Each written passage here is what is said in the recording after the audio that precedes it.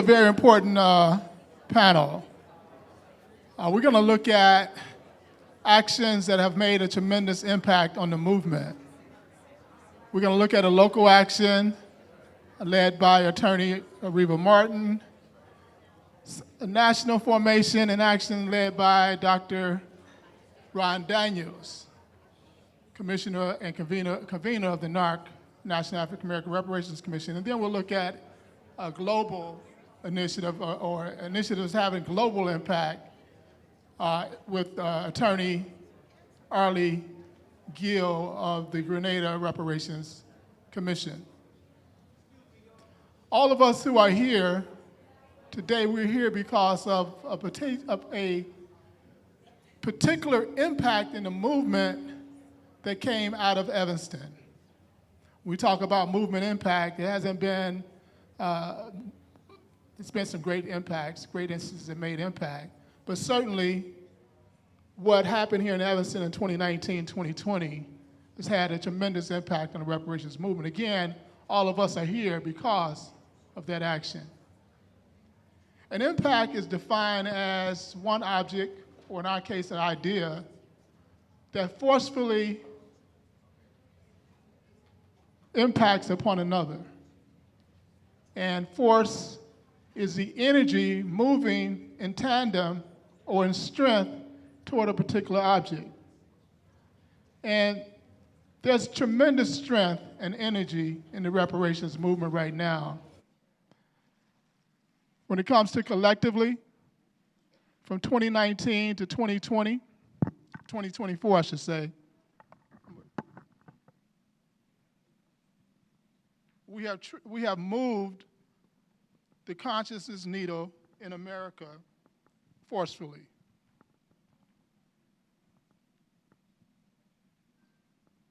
There was a survey by the Huffington Post in 2019 that asked a question around Reparations Commission, favorability, support, non-support of a Reparations Commission in 2019. In 2024, Liberation Ventures did a survey and asked the same question, favorability around a Reparations Commission. And I want to share with you those numbers from 2019 to 2024 so you will know the force and energy and impact that we have had on the movement.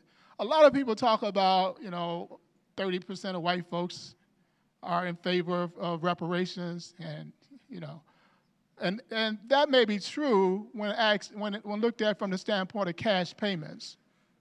But when we look at it from the standpoint of do you agree or disagree with the concept of reparations, the numbers are totally different. For instance, in 2019, put my glasses on,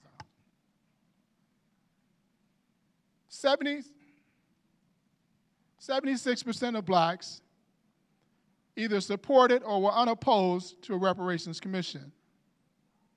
24% of blacks opposed in 2019. In 2024, 94% of blacks support or unopposed, and only 6% are opposed. Whites as a whole in 2019, 43% either supported or were unopposed. They were indifferent. And 57% flat out opposed Reparations Commission. 2024, that number is 66% are either support or unopposed or indifferent to Reparations Commission, while only 34% of whites as a whole in this country actually oppose a Reparations Commission. That means two-thirds of whites are either indifferent or actually support a Reparations Commission. That's not what we're hearing with the narratives that are being told in this country. When it comes to Democrats in 2019, 80% of Democrats either supported or were unopposed. 20% of Democrats in 2019 actually opposed a Reparations Commission. Now, 88% of Democrats support or unopposed, and only 12% of Democrats actually oppose a Reparations Commission. When it comes to Republicans, In 2019, 25% of Republicans, only 25%, either supported or were unopposed to Reparations Commission. Today, that number is 53% of Republicans either support or unopposed, where 47% actually oppose the Reparations Commission. So we see across the board from 2019, in every demographic, we're having tremendous impact on this conversation around reparations. That's what we're doing collectively. And I want to applaud everyone in this room because you're helping us move that needle, and we have to continue our work to continue to drive strong energy for reparations at the federal level. And I want to call up our panel because we're going to talk about some specialized areas of impact in the movement that each of these panelists are engaged in. I want to bring forward first Attorney Areva Martin. Attorney Martin just led a successful, just led a successful reparations victory in Palm Springs, California. We're going to bring up Dr. Ron Daniels, the convener of NARC, the National African American Reparations Commission, that has had tremendous impact on the reparations movement, driving those numbers to where they are. And I want to bring up Attorney Arley Gill of Grenada Reparations Commission.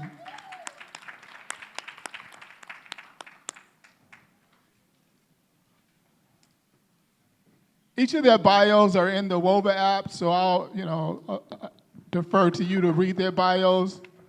We're going to ask each one of them to start with an opening statement, and can you share a little bit about who you are and the work that you're doing. We're going to start with you, Attorney Areva.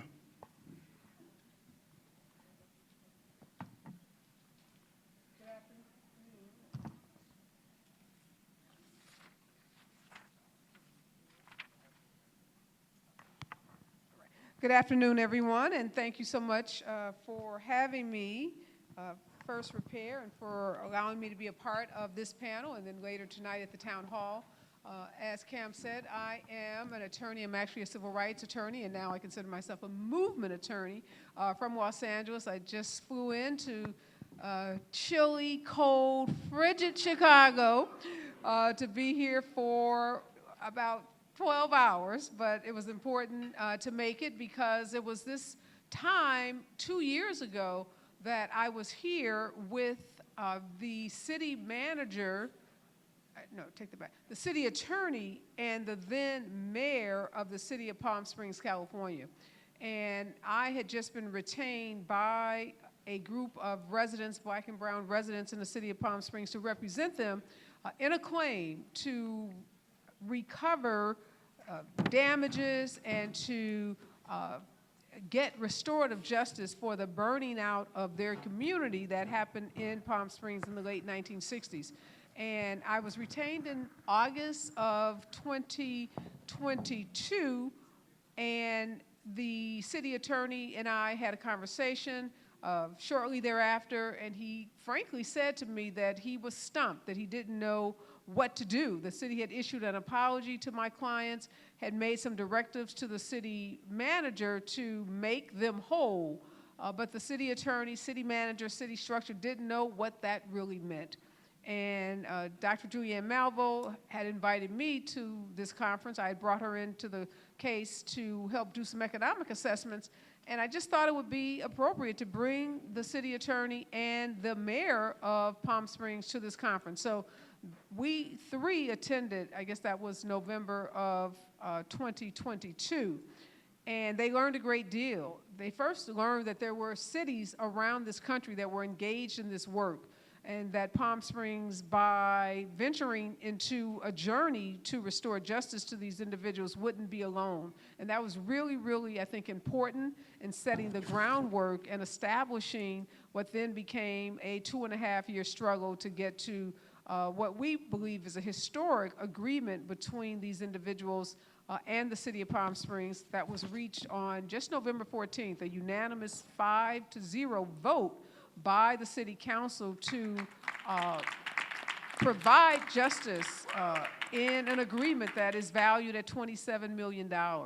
And that agreement does include actual cash payments to the individuals that were harmed by having their community racially targeted and upended. So we've been on that journey since August of 2022, and we were just so grateful that we were able to close or bring to conclusion that journey, particularly given what happened just a week earlier in our national election. So I here today, having represented and continuing to represent those individuals, I'm also honored because one of my other clients, and I'm working with Robin Prouty, is here.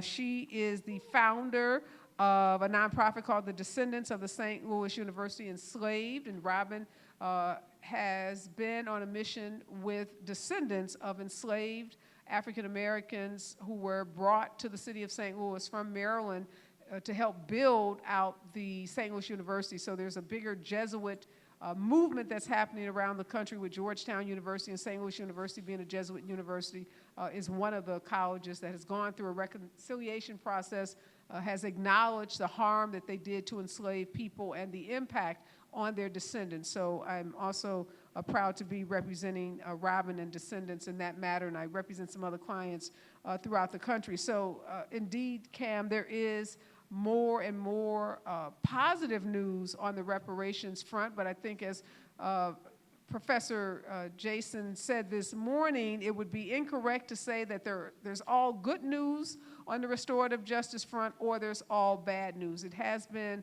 a mixed bag, and so I look forward to this conversation, but I am here to excitedly bring good news, maybe some sunshine and some warmth to Chicago, but I'm here as the bearer of a positive outcome and to say that there is hope for our movement even under a Donald Trump administration. So that is my message today, is stay encouraged because there are possibilities for us to continue to do this work and to impact the lives of millions of black folks around this country.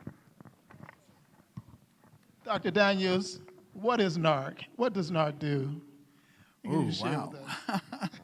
As you share with who you are as well. Yeah, well, the National African American Reparations Commission, I think as I recalled earlier, was inspired by a decision made in, was it 2013 or 2014 by the heads of state in CARICOM of the Caribbean to demand reparations for Native genocide, and I thought that was such a principled position, and African enslavement. And it was a very powerful proclamation that took place. Within the context of the U.S. reparations movement, like any movement, there are ebbs and flows. There are times when it's very strong and it's moving forward, but there are lulls, so to speak. And so there was a sense in the U.S., and we convened at the Congressional Black Caucus, that maybe we could seize upon this event in order to bolster the U.S. reparations movement. And we did, by having a relationship with Professor Sir Hilary Beckles we had, and Kamm played a leading role in this. We had a major town hall meeting at Chicago State University. Thousands of people viewed it. And as things began to develop, it became clear that it would be important to create a parallel structure in the U.S. To what was happening in CARICOM. And so in 2015, in one of the great moments that I'm very proud of, we convened a international summit on reparations in New York City, and people came from over 22 nations from all over the world. And at that conference was the introduction of the National African American Reparations Commission. There was a very, very powerful conversation between the two commissions, and then we began to launch to do our work. And there are people in this room who were witnesses to that. And so that began really a process by which NARC, first and foremost, began the work of building a 10-point reparations program. Because again, we were working in parallel with the CARICOM Reparations Commission, and we're very proud of that document. And we wanted it to be a reference point and a guide for the reparations movement. And we assembled what we call a series of scholars, activists, organizers, faith leaders, labor leaders, to be an authoritative voice, because we knew there would be confusion, there would be people who wanted guidance and so forth. And so that's why we created the 10-point program. But in addition to that, we moved on to also embrace the idea of being a national voice helping to build out support for H.R. 40. And one of the signature achievements of NARC was to change the H.R. 40, which began as a study bill, to a remedy bill. Because initially, and Sister Nkechi and many in this room and Sister Fee and all know the beginning, it was just the decision was made that we needed an organizing tool, which is very important. But after a while, we got to the point where enough studies had already been done anyway. And so I'm delighted that we were able to go to Congressman John Conyers, and he agreed to change it from a study bill to one that is about studying and developing reparations proposals for African Americans. And Kamm Howard virtually wrote it. I mean, he wrote the legislation, to be honest about it. And Movement for Black Lives played an important part in that process as well. So it was a collaborative effort. So at the end of the day, quickly, I guess one of the most powerful things that happened, and it's one of where we are at this moment, and I'm honored really, I mean, because this had never happened before. We pulled together an H.R. 40 strategy group. Sister Nkechi was a part of it, and a number of people in this room were a part of it. And we met for 99 weeks. Every Thursday, for 99 weeks, we pulled together a broad, collaborative group and brought new partners. I mean, ACLU had never been a part of this, Center for American Progress. There were all these other new organizations to take H.R. 40 to where it is now, which is on the brink. Really, we could have gotten it passed by legislation had we chosen to. We did not want a moral victory. We wanted a real victory. But we're at the point now of talking about moving it to the level of an executive order. And there are other parts of it. I mean, obviously, Evanston is a critical part of that discussion, a very critical part of that discussion, as well as other aspects of what we do. But I want to, we got time for other parts of it. But that's the National African American Reparations Commission, a really, really powerful development within the overall U.S. and global reparations movements. Thank you, Dr. Daniels. You know, that 2014 town hall that we had in Chicago, you entitled it Revitalizing the Reparations Movement. And we had, it was the first time in years we had over 500 people come out at Chicago State, and as you said, thousands watched the video. But that was really a kickstart of the movement, along with Ta-Nehisi Coates' article that also came out in 2014. The movement took new life, so thank you for that. Comrade Arley, down in Grenada, you're on the Grenada Reparations Commission. Just talk a little bit about your work on the commission and what's going on in Grenada on this issue. Thank you very much for inviting me. But let me begin by saying this. I know that the work that the different local and state organizations with regards to reparations here in the U.S. is a lot. I know that your burden is heavy. But my message to each and every one of you this evening is to look beyond. I know that what Black Americans have been through, you got the emancipation for slaves in the U.S. was around what, 1863 or thereabouts? 65. And then 1865, and then what? You had Jim Crow laws, and until 1965 you had the civil rights law. We in the Caribbean, although we have parallels, we have never been through what you have been through.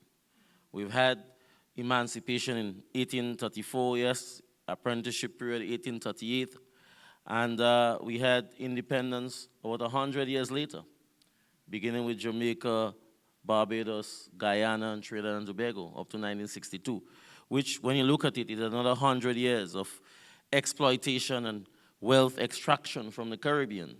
But I want to encourage you to look beyond. Now, last evening and even now, when I speak to you, I don't think that you're connecting the dots. One of the greatest civil rights, human rights leader that America has ever seen is a Grenadian. What's his name? Malcolm X. He's Grenadian. His mother, Louise Little, was born in Grenada. One of the greatest leaders of the Haitian Revolution, Henry Christophe, is Grenadian. Marcus Garvey, Jamaican. Kwame Ture, also known as Stokely Carmichael, Trinidadian. In other words, when you look at the history of black struggles across the world, Caribbean people has always been in the forefront of it. And that is why when we talk about interlocking again and re-engaging and creating this global struggle for reparations, we know we cannot do it alone. So that the burden and the weight and the struggle that you have in the US is not a United States struggle alone. It is Africans across the diaspora, and that is the message.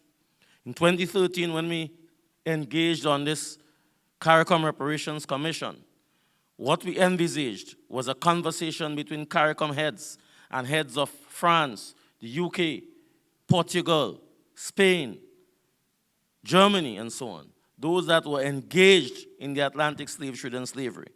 And it's not just the countries that colonized Caribbean nations that were involved in the slavery and slave trade. You have to appreciate that countries like Denmark and Switzerland and Germany, they invested and profited from the Atlantic slave trade and slavery. That's a history that has not been taught. So that while in the US you have your own struggle, I just want to encourage you to go beyond. So last evening we spoke about our initiatives as CARICOM. CARICOM is 15 Caribbean countries: Suriname, Guyana, Jamaica, Belize, and so on. But soon what we recognize is that we cannot leave out non-CARICOM countries. So that countries like Aruba, Bonaire, Curacao, the Dutch Caribbean countries, Haiti is a French Caribbean territory. If you look at Haiti, if one country in this world deserves reparation, it must be Haiti. Haiti is today because of what has happened in its past. And Haiti has what? Paid France reparations. Could you imagine? The parallel of the history with slave owners being paid reparations here in the US. And so too, the Emancipation Bill that the British passed in 1833, that came into effect in 1834, the devil in the bill, the most important aspect of the bill was to pay British slave owners 20 million pounds. And they took that money, or they took the loan from the Godchild Bank, the Jewish bank, that they finished pay in 2015. So when they say to us that the issue of reparations is centuries old, we say no. You just finished pay the loan that you took to pay slave owners. So that my message to you again is to look beyond. America is not alone. Evanston is not alone. Tulsa is not alone. And as such, we want to believe that in the Caribbean we are not alone. The engagement with Latin America is truly on. Vice President of Colombia, black lady, she has been engaged in many of our summit meetings over the past year or two. Brazil, under now President Lula, have just established an anti-discrimination committee in the office of the president, so that throughout Latin America as well, people forget that in Brazil have the largest African population outside of the continent. And as such, could you imagine if we in the Caribbean, Latin America, the US, and African countries come together and lock hands? It is the same message that Malcolm X spread years ago right here in the US. And we're looking for that re-engagement. We're looking for us to join forces on this reparation struggle.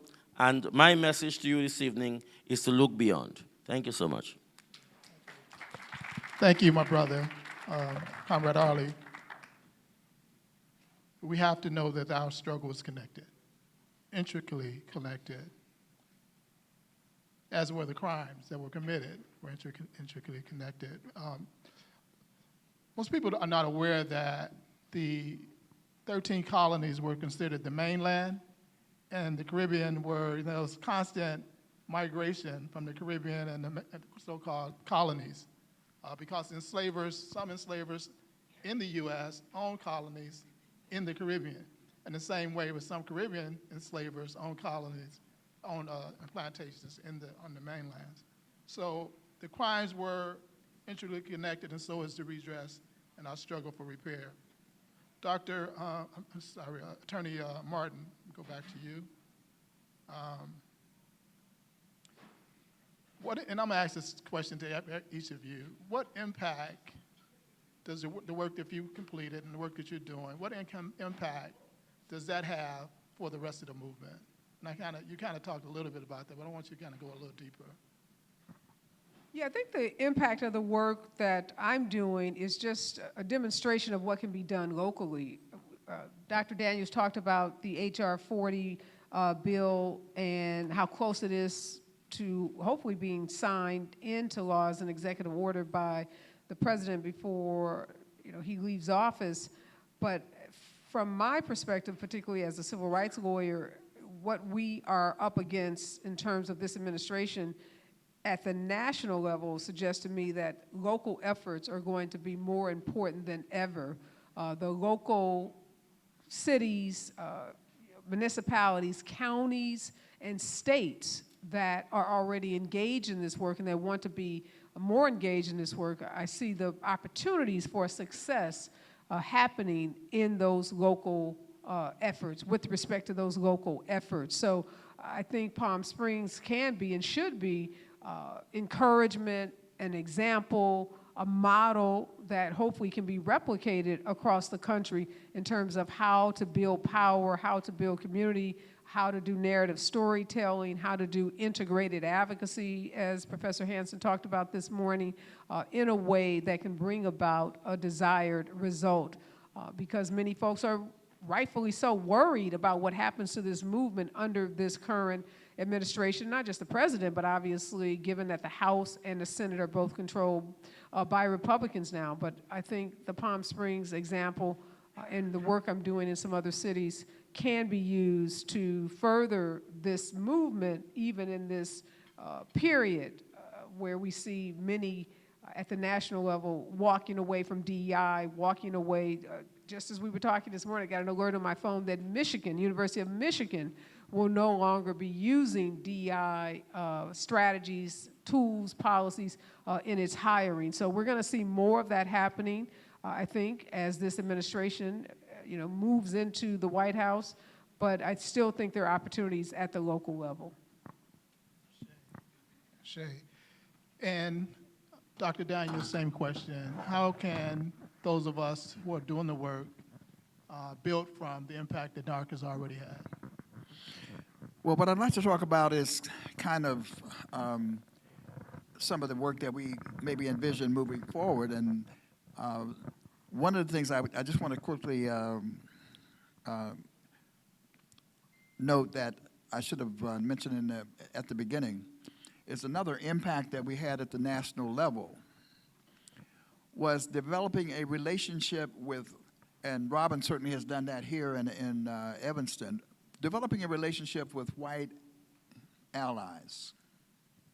And I'm really, really delighted that we were able to, out of relative obscurity, so to speak, identify an individual and a set of people who developed an organization called the Fund for Reparations Now, coming out of Los Angeles.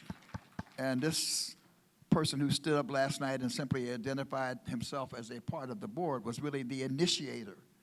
And it's a very interesting narrative that needs to be told because all kind of proposals come from everywhere, and we got this great idea. And one of our board members, Baba Akili from LA, vetted these folks to see who they are. And this is not a famous person. But the Fund for Reparations Now, working closely with NARC, particularly in terms of the administrator and convener, I don't know what the actual number is, but it's probably somewhere in the neighborhood of $600,000 to $700,000 they have raised. $600,000 to $700,000. And they did something that was very significant, and they did it based on the 10-point program. In other words, they wanted to implement Reparations Now based on the 10-point program. And some of the most important work was done in Elaine, Arkansas, to uplift that struggle in a way that people had never heard before. So again, I just want to note that because there are now launching out and doing some important work, and they did it the right way, and we can talk about what that means in terms of following leadership and so forth. But also moving forward, we want to work to strengthen the 10-point program in terms of how it's presented. We talked about that last night, and certainly the last panel is very inspiring in terms of how things can be presented in a different kind of way. It can be very useful. We really want to hit the road and be presenting it in town hall meetings all across the country, particularly in the South. There are places that we need to hit in order to be about making sure that the 10-point program is more clearly understood. We also have agreed that in this coming year, if I recall correctly, we're going to be visiting probably 6 cities, and we're looking at perhaps the potential of certifying more, because there are people who have asked us to come to do certifications. Another thing, and I haven't even mentioned this to the commissioners yet, but I actually did work on the Freedmen's issue in Oklahoma, actually, and including one of the lawsuits. And one of the attorneys that has been working on this is somebody that's from my home city of Youngstown, Ohio, and recently approached me with a proposal that I am going to present to NARC, that we in fact look at taking up this unique aspect that needs to be really dealt with. It is a fascinating aspect of it, but it's something that needs to be dealt with. So stay tuned on that one, because I'm hoping that we can get some traction. Quickly, the other thing that there's just so much more work to be done, because corporations cannot get off. I mean, corporations have to be dealt with. And some of the work that we did in Atlanta with the Chattahoochee Brick Company Coalition, and again, I have to thank Kamm for additionally adding to this. I mean, the convict lease system was responsible for financing much of the governments in the South for years and years and years. And one of them was the Chattahoochee Brick Company coming out of Atlanta, Georgia, and its heritage goes all the way up to the current one of the current banks that are out there now. So now they owe us. And so we need to figure out how to begin to deal with corporations, colleges and universities, more intense action, as well as families and individuals. So in addition to what can be done at the federal level, pushing forth with H.R. 40, these are areas that the National African American Reparations Commission will be vigorously exploring in the months and days and years ahead. Thank you, Dr. Daniels. That was your final question, but you jumped into it right now. We'll just have to get you another question. Brother Comrade Arley, can you talk about how we can build from the impact of what's going on in the Caribbean? I would answer it twofold. I'm not certain if in your work, your experience, you would have experienced a lot of cynicism from your own people, your colleagues, your friends, people in everyday walk of life. When the CARICOM Reparations Commission embarked on its work in earnest around 2014, 2015, we had a fair bit of blowback in the Caribbean, with people saying, well, where are you going with this reparation thing and so on. In some islands, Caribbean history was not taught from Form 1 to Form 5 in all of the secondary schools. And persons were saying that, you know, yes, slavery and slave trade was wrong, it was bad and so on, but we have done well for ourselves. And we had to answer to say that even if we have done well for ourselves, that does not extinguish or satisfy the debt that we have been owed. So one of the impacts of our work is basically the education and enlightenment of our own people at home, and that is extremely important. Dr. Daniel just mentioned the reparation funds for now. Now, last evening I spoke with regards to the families that have come forward of slave owners. And now established in the UK, you have what is called heirs of enslavers. In other words, families that benefited from their slave-owning heritage, they have now come together and has formed a powerful ally with us in the Caribbean, and they are opening up doors. terms of funding, in terms of media exposure and so on. And we have created quite a huge impact throughout Europe, especially in the UK.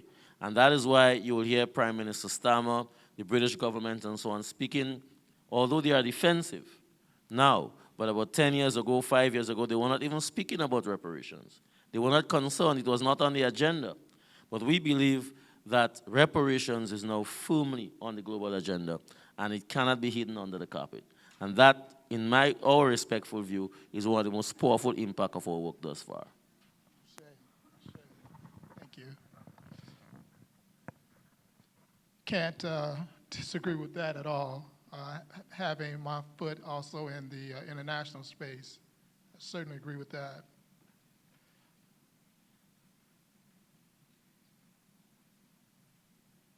Sister Areva, let me go back to you. Dr. Daniels mentioned these other non-governmental complicit actors, corporations and institutions and prominent families. You have represented someone who was harmed by the government, and you also represented someone who's harmed, descendants who was harmed by institutions.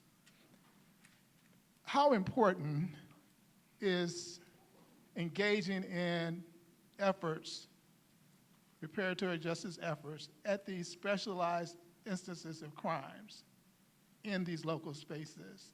And should we we had to do a lot of stuff during the Trump administration. Should that be part of what we're doing as well? I know you said how important it is that the local reparations movement continue to build its momentum and energy, but should that be a specific focus as well? What are these specific areas of crimes, like in Chicago, the torture victims, like, as Dr. Daniels was stating, the Chattahoochee Brick Company, descendants of enslaved in St. Louis, et cetera, and your clients that you just won that victory from? Should we all be looking in our cities for these specialized areas of crime? Yeah, that's a great question. And I think that, well, I know the answer is absolutely yes. We should be looking at these other actors, whether they're institutions or private corporations. They do present, though, some unique challenges. They aren't necessarily subject to the same kinds of pressures when you start talking about a corporation. You don't have folks who are elected officials. So when you are bringing these kinds of claims against a governmental entity, whether it's a city or a state, you're dealing with, the power structure is typically an elected body, and you're trying to persuade that elected body to make a decision, the morally correct decision, the economically advantageous decision, and the calculation for many of them is, how does this impact my position as a city council member, as a state representative, as a governor? Is this a decision that's going to be popular with my constituents? So that's, one set of risk and factors that those actors are looking at. When you start talking about a corporation, if it's a publicly traded corporation, you're talking about shareholders being impacted by what could be negative publicity towards that corporation. But it's a different set of factors. And one of the things that is clear about this work is that it exists in and both outside of a legal framework. I was talking to Professor Hansen about this. These actions that would traditionally be brought in court, there's not a favorable judicial system. There's not a favorable framework. The Tulsa lawsuit that unfortunately was dismissed at the Supreme Court level was Demario Simmons and the other lawyers, a Loyola law professor out of Los Angeles and some other law firms, brilliantly looking at a way to get around the statute of limitations. So bringing that case not as a traditional civil rights violation case under the 14th Amendment or any of the civil rights statutes, but bringing it as a state claim under a public nuisance statute in Oklahoma because there's no statute of limitations. So we have to be creative when we start thinking about bringing actions. I'll give you an example. There was a group of disgruntled descendants of enslaved folks out of Georgetown. So the Georgetown, the Jesuit University came to an agreement about how they were going to address the descendants. A group of those descendants that weren't happy with the decision, which primarily was the university making available scholarships and some grant monies, some of the descendants wanted direct payments. And so they went to court and they filed a lawsuit against Georgetown. Lawsuit was dismissed categorically.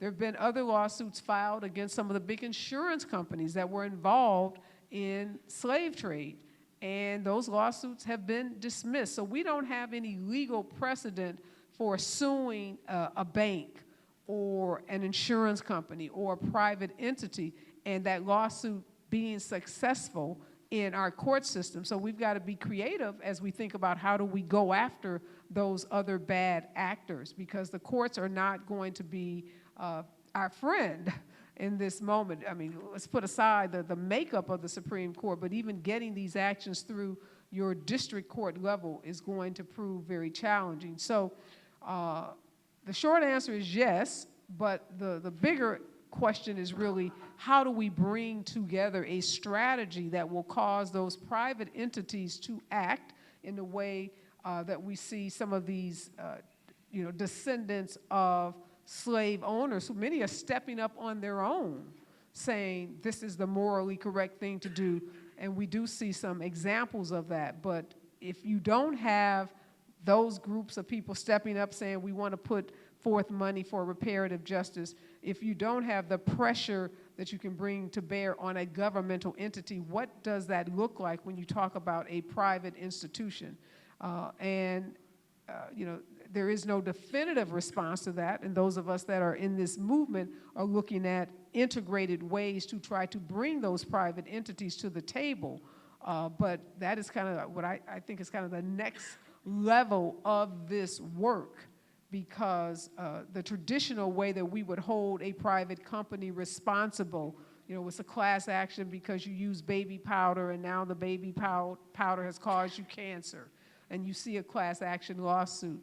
Some of those traditional legal strategies are not going to be effective and have proven to be ineffective in this space. So I think there's a lot of work to be done, and these kinds of conversations are very helpful in terms of how we move that work forward. But absolutely, they should be a part of the conversation, and they should be, in as many ways as we can find, we should be thinking of how we bring them to the table and hold them accountable. I see you grab the mic. Yeah, I'd like a little part of that, because I think that the legal part may be difficult. The fact of the matter is, it's still about the bottom line. And so you soil the brand. These corporations, these universities, they do not want their brand soiled. And so there are corporations who are actually stepping up and who are confessing. There are institutions that are doing likewise, particularly institutions of higher learning, who, upon tracing their histories, have found that the sale of enslaved Africans helped them to, like, that's what happened with Georgetown, rescued them and so forth. So a part of the strategy is to soil their brand. But I want to also connect the dots at another level, because there was a discussion earlier about education and culture and so forth. In order to make, and by the way, not only soiling the brand, it's about economic sanctions. We have to begin to use those tools that are available to us. And one of them is to withhold our patronage. But in order to do that, we must have the consciousness and the commitment to do that. And that is in fact fed by our sense of who we are and having the audacity based on our history to say, no, we ain't going to take that. We have too much pride. We will not allow that to happen. So this is a major area of offensive, it seems to me, that we need to undertake in this period, because there are billions of dollars that have been stolen by these multinational corporations that need to be, and the bank I was trying to remember in the Chattahoochee Brick Company is Wells Fargo. They have several interests. Wells Fargo is the result of the Chattahoochee Brick Company, that much wealth. And so we cannot allow that to go unchecked. So that was a part of what I wanted to respond. And I just want to say briefly, I agree with you, Professor Daniels, in terms of soiling the brand and telling the story. But the reality of that is that takes a lot of resources. And one of the things that a lot of these grassroots organizations and folks that I am in contact with don't have are those resources. So one of the things that we were able to do in Palm Springs in terms of soiling the brand or telling the narrative was to raise money for the 501c to engage in that kind of public awareness campaign.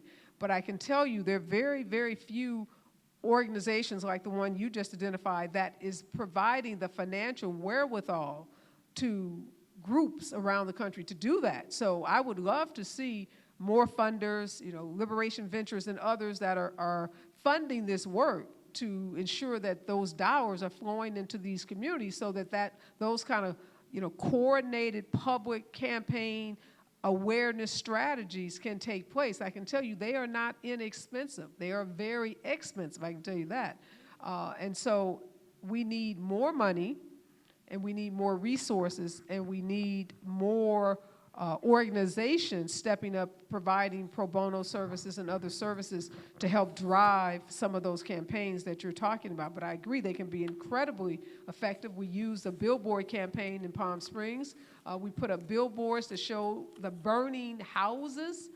People often ask me, what was the turning point? And I would say it was that billboard campaign, because those city council people responded to that. Palm Springs, California is a resort location. 75% of their revenue is hospitality revenue from snowbirds around the country that fly in for the weather and for the golf courses and just the beautiful topography. So the city was concerned about the impact of its revenue from having these billboards, not of the palm trees and beautiful people lying by pools, but burning houses and pictures of black and brown people standing next to their burning houses. So we know that kind of narrative storytelling and those kind of integrated strategies work, but those campaigns cost money, and these groups need a lot of money to do this work. So I hope that message for the funders that are here, understand that a lot of the traditional funding sources aren't available oftentimes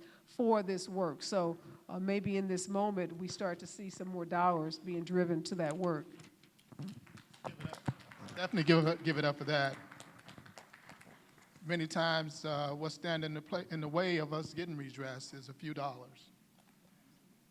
So thank you, Attorney Areva, for sharing that. Comrade Arley, we have a member of the Permanent Forum of People of African Descent in the room, Attorney Professor Justin Hansford. The Permanent Forum is scheduled to go to the Caribbean. Is it later this month? The Caribbean has been working with the African Union. The Caribbean states have been working with the African Union to build bilateral conversations, and now with the Permanent Forum. What benefits do you expect to get out of these sessions? I know that the AU was in the Caribbean last year. And how do people of African descent outside of the Caribbean also benefit from these conversations?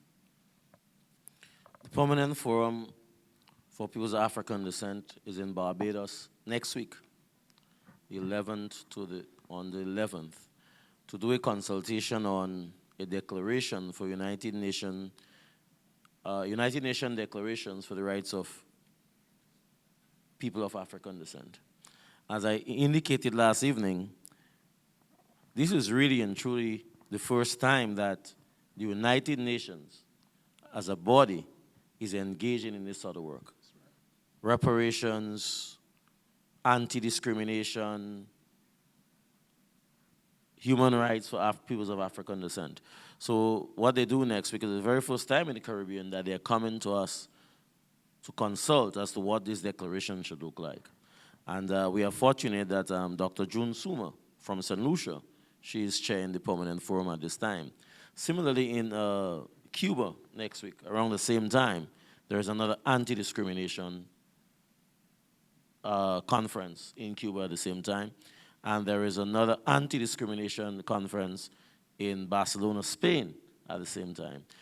The European Union, they are now putting pressure or mandating that the members of the European Union put in place anti-discrimination committees and organizations to deal with discrimination within their own member states. So that while in the US, and I mean the US has been the trailblazer as a developed nation with regards to anti-discrimination for persons of African descent and so on.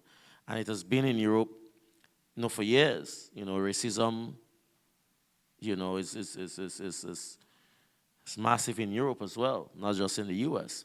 But at some levels, it's a bit more subtle.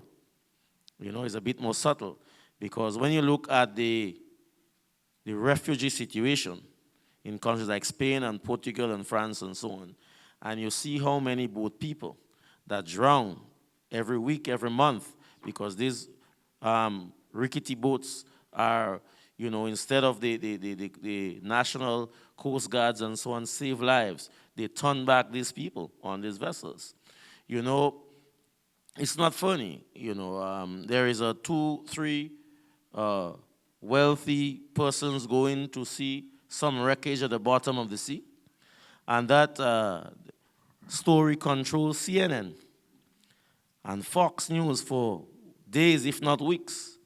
But you're talking about every week or every 2 weeks, hundreds of Africans drowning between the passage of Africa and Europe, and nobody says a word. It does not even make the footnote that rolls across the screen of CNN. And that's the level of consciousness. That is why I say you have to look beyond. The struggle here in the US is not just about you. It's about us in other parts of the diaspora that do not have the resources, that do not have the visibility as what you have. And as such, so this push recently by the United Nations and its organizations like UNESCO and so on is a sort of a new awakening in Europe, in Latin America, and the rest of the Caribbean and so on. So, hey, the issue, so reparations, and that's something really interesting. This work on reparations is creating ripple effects on other works, anti-discrimination of Africans world over. And one of the catalysts for this recent push is the George Floyd issue here in the US. That has created a wild spark so that statues and were thrown all over Europe and so on. That George Floyd issue here in the US has been a serious catalyst for our movement, reparations work, and also it has highlighted racism and anti-discrimination for people of African descent globally. We have time for one question for each of the panelists. So if the first person asks a question to Attorney Areva Martin, then the next person would have to see her after the program. She has, or he or she has a question. Go ahead, Nkechi. Who is your question to? Thank you so very much for this wonderful forum. I really just wanted to announce that Areva Martin is going to be featured on the next Reparation Information Thought Series on Thursday, December 12th at 1 p.m. It's a Eastern Time. It's a webinar, and I'm trying to figure out how to put the link on the Hover thingamajigam. So if someone can show me how to do that, then everyone can have the registration link. That's it. Thank you for a wonderful panel. That does not account for your question. If anyone has a question, if any of the panelists step up to the mic. So we're going to go over here. I think he was up standing first, but we're going to defer to Mama Afia, the elder. Who is your question posed to? Comrade Arley? Yes, please. A point of concern regarding eligibility in the United States goes to folks coming to the United States from the Caribbean after the Holocaust of enslavement. And my question is what is CARICOM doing to address their needs, the refugees who left the Caribbean, came to the United States and enjoyed the benefits of the works of formerly enslaved Africans? That's an excellent question, because I tell you what, when we go to the UK, we get the same question. What is it that CARICOM countries can do with regards to addressing our people who have made it to these shores? And the response is that we can do very little, very limited, because CARICOM have no jurisdiction outside of its borders to begin with. But it's really and truly, as it is now, is really a trading bloc for Caribbean countries. It's not a political union like the European Union. So that we have very limited. What our heads can do is to lobby the relevant United States authorities, the State Department and so on. But there's very little that CARICOM as a nation can do. And within CARICOM, you have to remember, just like the European Union, every island have its own sovereign jurisdiction. Again, so we really do not have much political clout. And that's why the political clout or the political power that CARICOM have as an organization is only when we come together. So that we have to create internal pressure here as well and rely on the organizations within the U.S. to look out for their brothers and sisters that have made it to these shores from the Caribbean. But we are very limited with regards to what we can do from a CARICOM perspective. But that's a very interesting question, and I'll take it back to my colleagues back home. And we have to discuss and we have to strategize on what we can do better. Thank you so much. Brother Traherne, who is your question for? I have a similar question To what she just asked. But who is the question for? Because it's First, who is the question for? Okay, you're gonna have to get because we want all the panelists to be able to ask a question, but you're gonna have your question. so it's like how can we in America help to push reparations in the Caribbean? And how can the Caribbeans help us give reparations here in the United States? And then my other question is to you and the rest of the panel as far as when we're talking about lawsuits. I think there was in the appellate court or in the court there was a decision that prompted John Conyers to go the legislative route because they said it can't be done in the court. So then that's why H.R. 40 came and it had to be done through the legislature.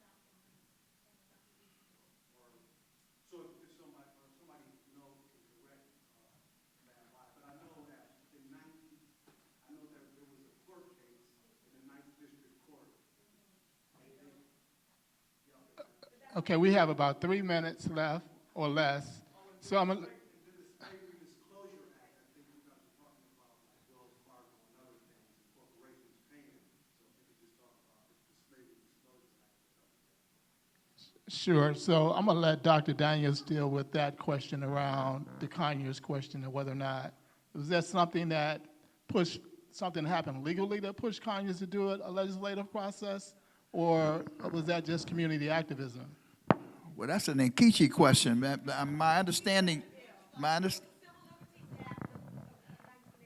yeah, the Civil Liberties Act. Right. Yeah, but I mean, but there has been a question in terms of the legal strategies, and my understanding that one of the questions has always been around standing. So that's the question.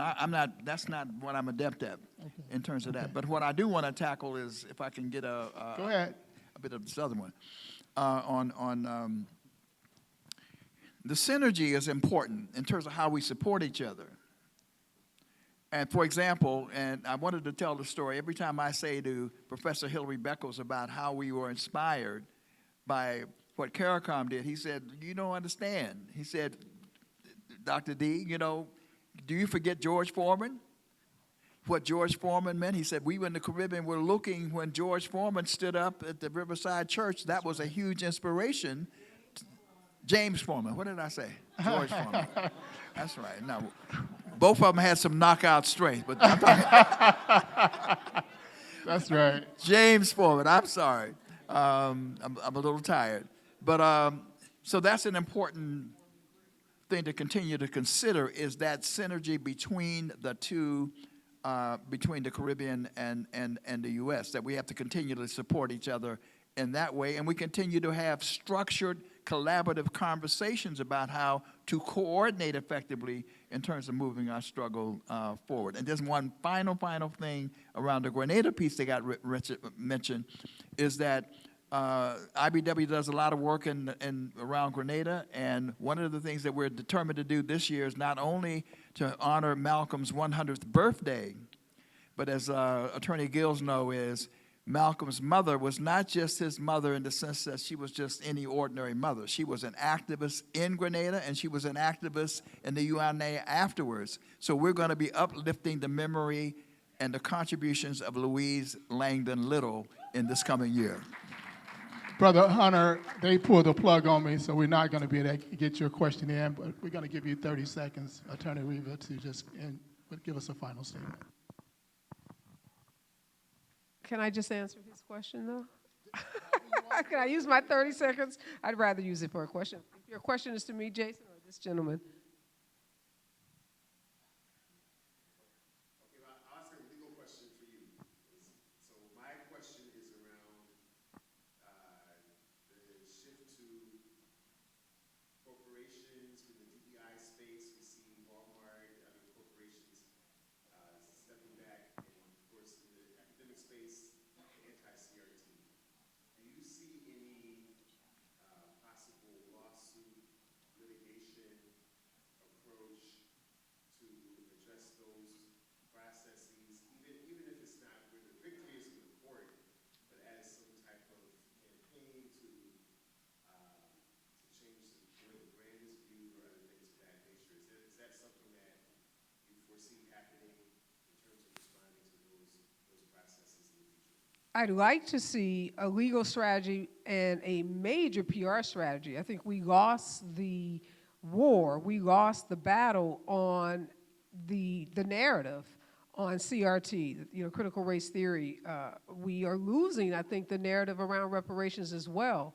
So I think there needs to be a well-coordinated strategy on the PR front as well as a legal strategy, because what we see happening is these very conservative think tanks and legal organizations filing these lawsuits and these challenges, and we don't have a counterpart on the left or the progressives. We don't see the NAACP Legal Defense Fund, the ACLU, and those more progressive legal organizations filing suits against states like Missouri that make it unconstitutional to pay reparations, cities like St. Louis, even though they have a reparations commission.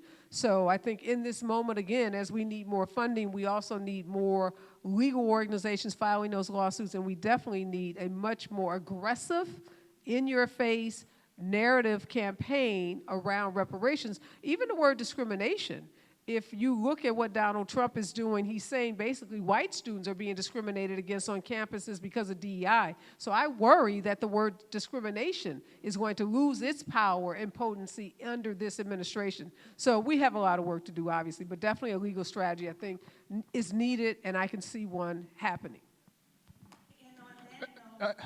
I'm sorry, they're kicking us off to the stage. Let's give it up for our panel, Dr. Ron Daniels, Comrade Arley, Attorney Gill, and Attorney Areva Martin. Thank you.